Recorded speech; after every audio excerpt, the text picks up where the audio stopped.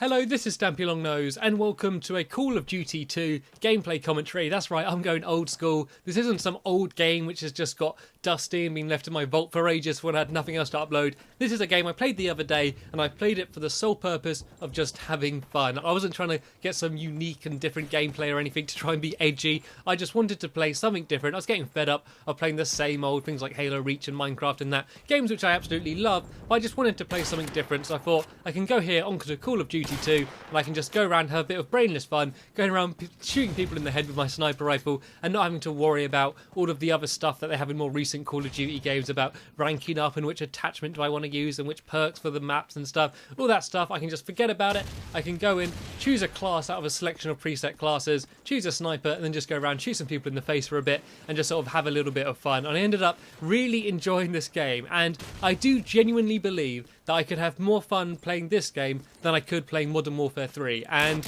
okay, that's not that controversial a statement. I'm sure there's loads of people that love Call of Duty 2 and a lot of people that don't like Modern Warfare 3. But when you think about the amount of years between this game and Modern Warfare 3 and the amount of man hours and the amount of money that's gone into trying to improve this franchise with a new iteration every single year, and the fact that I can here go and say that, yeah, I'd rather play the second one that ever came out, it's kind of a bit...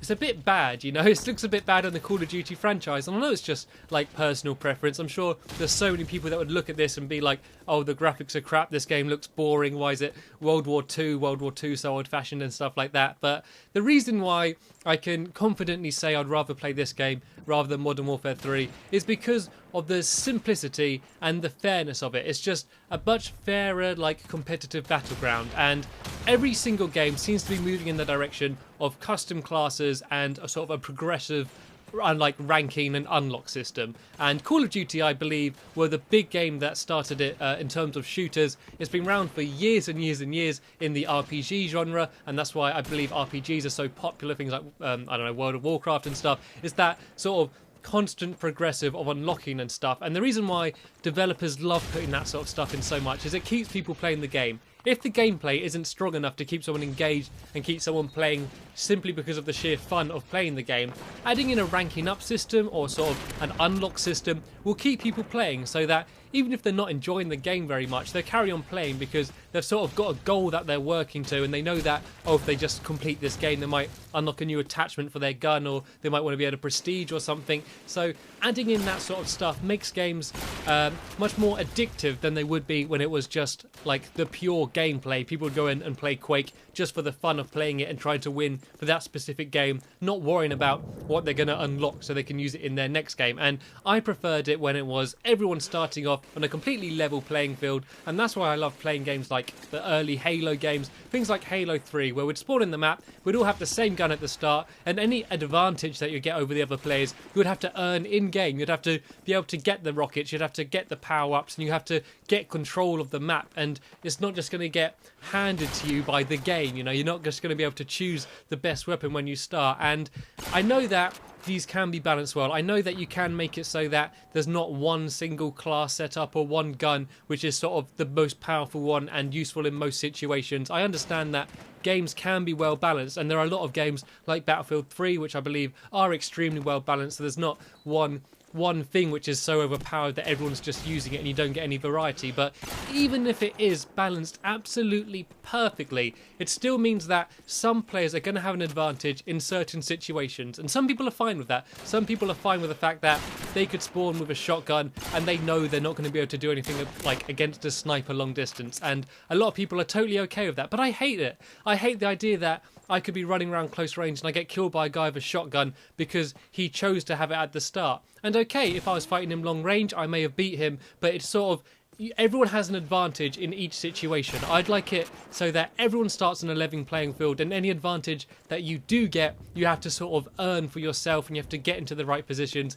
and you've got to sort of go and collect like the gun that you want to use in game. And that's why I'm slightly worried about Halo 4, because it does seem to be definitely moving down like the same route of Call of Duty games in terms of having custom classes and stuff like that, and a lot of people are fine with that, and I'm sure in the long run it will be okay. I'm sure the gameplay will be great, and I can always go and play custom classes and sort of set it up however I want. But I must be honest, I'm not fond of that whole idea, but as I said, I really did enjoy going back and playing Call of Duty 2 in this game. Just that simplicity of running around with my gun, and the only thing that's going to make me win is being more accurate and being a better tactical player. You'll see me constantly moving around the back of the map and sort of trying to get into positions where people wouldn't expect me to be, and sort of looking into sort of the hot spots to try and take people out when they're oblivious. And I'm no hardcore Call of Duty player, so I don't do anything particularly amazing. And if you are thinking about getting this game, getting into Call of Duty 2, as I said, I'm not really going to give you a proper review in this video, I think, but you've sort of seen gameplay, and I'm sure there's a lot of you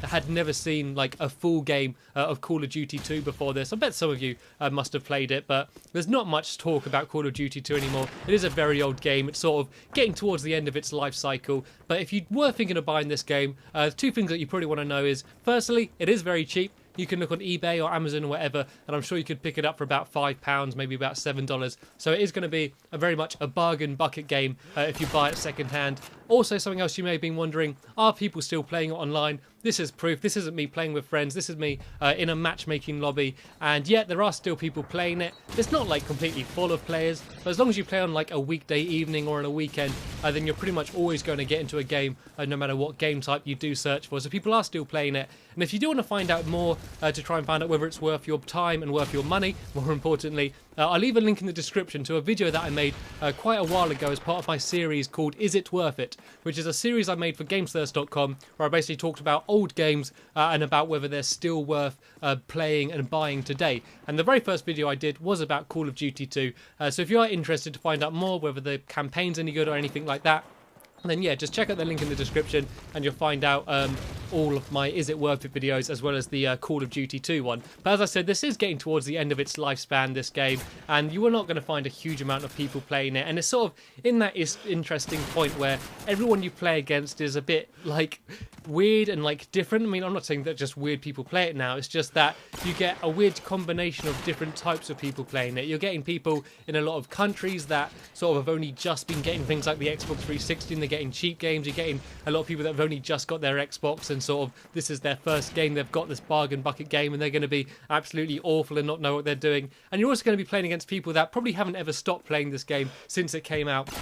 People that, when like Call of Duty 4 came out and they saw perks and all this sort of stuff, sort of went, that's not for me, and went back to playing Call of Duty. So you get a really weird combination of really good players and really, really bad players. But definitely do check it out if you are interested. And you can see that the game's now just ended. I went 17-5. Unfortunately, as always, this is a Call of Duty game, so I couldn't beat the mighty host. But I want to thank you all for watching this gameplay, and I'll see you later.